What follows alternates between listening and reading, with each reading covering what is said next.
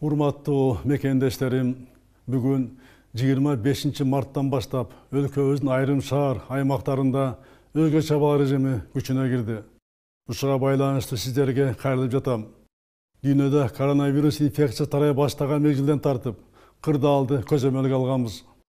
Коопсуздук кеңешинин жабык жана ачык тартипте бир нече ирет жыйын өтүп, бул маселе менин жеке көзөмөлүмдө.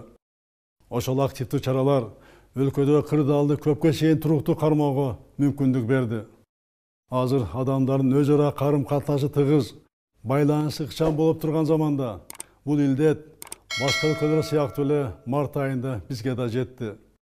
Коронавирус илдетинин жайылышына жол бербөө үчүн өткөнүн бүткүл аймагына 22 марттан тарта өзгөчө кырдаал режимин киргиздик. Бирок эрежелерди бузган, тартипти сактаган учурлар катталууда. Коронавирусту жайылтпоо үчүн мындан да катуу чараларды кабыл алуу зарылдыгы жаралды. Ошондуктан конституциялык укугума таянып, Жалал Абад, Ош, Бишкек шаарларына жана Сузак, Ноокат, Кара Суу райондоруна 25 марттан 15 апрелге чейин өзгөчө абал киргизүү жөнүндө жарлыкка кол койдум. Жарлыкка ылайык жарандарыбыздын журум-турумун, мекемелердин иштөөсүнүн өзгөчө режими киргизилет. Милдетти түрдө санитардык эпидемиологиялык иш-чаралар өткөрүлөт. Урматтуу мекендештерим, өлкөдөгү өзгөчө кырдаал жана аталган аймактардагы өзгөчө абал жашоо турмушубузда айрым ыңгайсыздыкты, бир кыйла чектөөлөрдү жаратат. Мекендештерибизден тартипти темирдей бекем сактоо талап кылынат. Бул илдетти мындан ары жайылып кетишин болтурбоо максатында мамлекеттик органдар, жергиликтүү бийлик бардык милдеттерди аткарып жатат. Врачтарыбыз, чек ара жана милиция кызматкерлери күнү түн иштөөдө.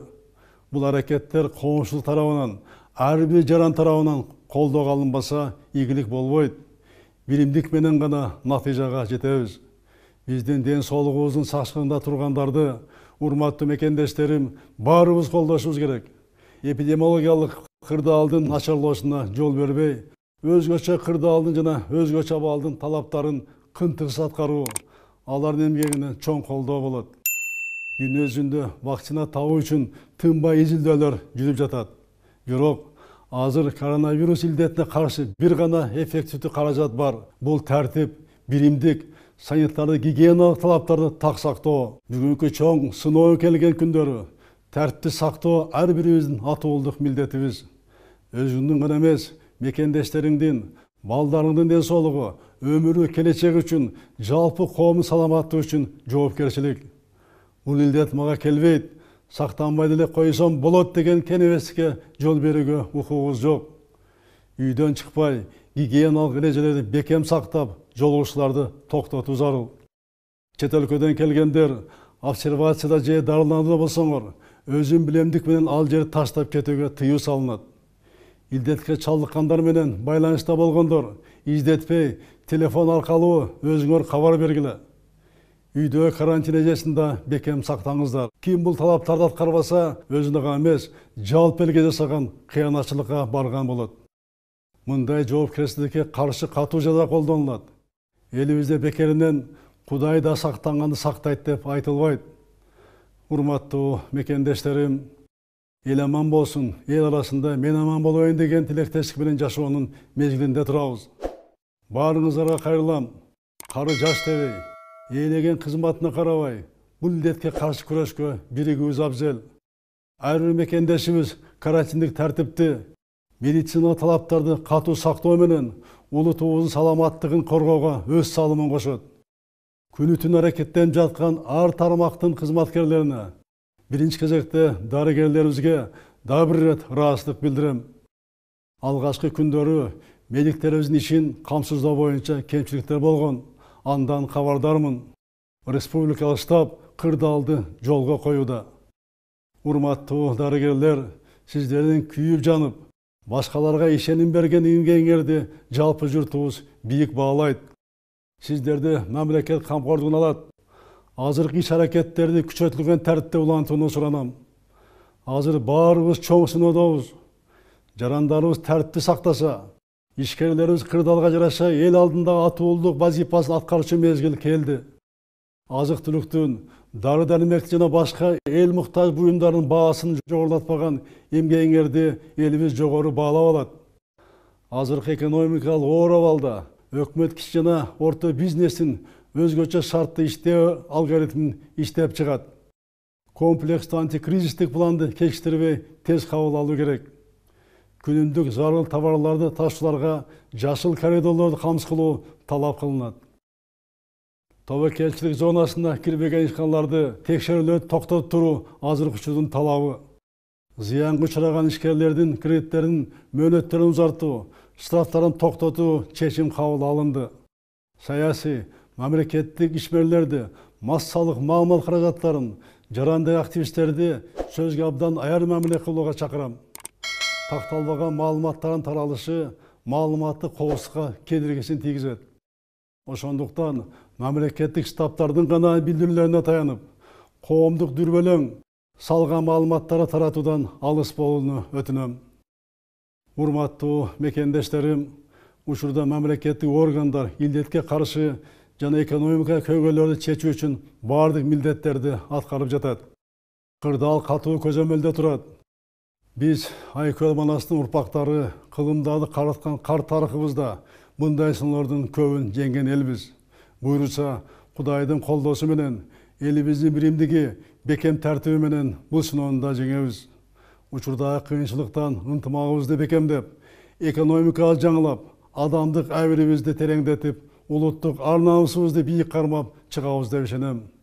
Азыркы учурга түшүнүү менен мамиле кылган ар бир мекендешиме ыраазычылык билдирем.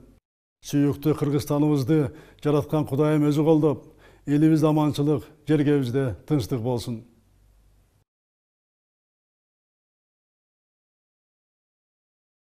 Коронавирустун пандемиясы дүйнө жүзүндө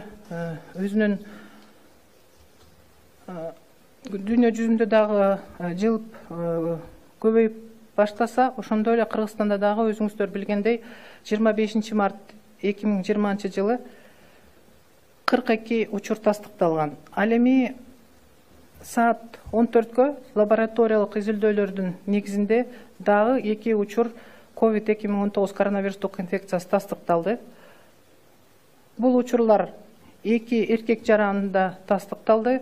Бирөө 1985 жылкы, экинчи жаран 1960 жылкы. Бул жарандарды контактта болгон жарандарды изилдөөнүн негизинде табылган. Бир жаран Испания өлкөсүнөн келген жаран менен контактта болгон. Экинчи жаран болсо Дубай өлкөсүнөн өзү учуп келген. Ал Испаниядан келген жаран азыркы күндө Испанияга өлкөсүнө учуп кеткен. Ал жаран боюнча бүткүл дүйнөлүк саламаттык сактоо уюмуна атайын маалымат берилди.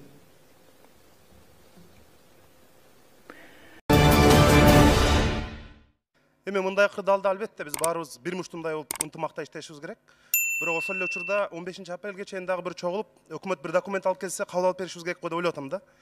Анткени ошол экономикалык бизнеске, чакан бизнеске жеңилдик кандай болот? Экинчиден бизде жана телөө кызматында иштеп, күнүмдүк баягы оокат кылып аткандар, аларда азык түлүк жок азыр. Өкмөт мына Казакстанда 1 миллион, 1,5 миллион адамга жөлөк пул берип атат. Биздин өкмөт дагы азыр ушундайда жок дегенде 500 миң жаранга 5 миң сомдон болсо дагы жөлөк пул колдоо катары беришибиз керек. Анткени алар күн сайын иштеп, кечинде үйүнө бир нан менен чай көтөрүп барчу да. Азыр аларда киреше жок. Экинчиден, Кубат Алчевич, бүт ири шаарларда Кыргызстандагы 100 миң деген квартиранттарыбыз бар. Аларда азыр кожоюндар чыккыла деп кууп чыксак аяк барат. Ошого биз сиздер алып келсеңер документтерди. Биз катар-катар кабыл алып берсек. Үчүнчүдөн азыр мына акча көтөрүп атат, мына депутаттарыбыз көтөрүп атат, саясатчылар, колунда барлар көтөрүп атат. Бирок ошол каражатты бир сомдагы коротулуу элек деп азыр жанагы штаб кармап жатпайбы? Бүт врачтарыбыз медициналык костюмдары жок, атайын коргонуучу каражаттары жок. Керек болсо тамак ашы жок, ушундай шартта иштеп атат. Ошол каражатты кармап отурбаш керек. 1 мүнөттөгү. Бүт мына Кытай менен сүйлөшөлү, жардам сурайлы ачык эле. Жардам сурап, бүт ошо медициналык жанагы костюмдарды алып келип врачтарга тараталы. Бизде бул жерде жанагы велосипед ойлоп табыштын кереги жок. Бүт өнүккөн өлкөлөрдө кантип сактанды. Ошолордун эле ыкмаларын колдонсок, биз бул кырдаалдан чыгып кетебиз деп ойлойм. Ошондуктан экономиканы жана биз аз камсыз болгон үй бүлөлөрдү ушу 2 маселе боюнча бир чоң мыйзам алып келиптсиздер да, туурабы? Бир документ алып келиңиздер, ошону кабыл алып берели дагы. Анан биз сиздерге эч кандай сын пикир жок. Колубуздан келсе бир гана жардам беришибиз керек. Башка эч кандай мындай сын жок. Болгону мына врачтарыбызды катуу коргоп берели азыр. Рахмат. 6-микрофон.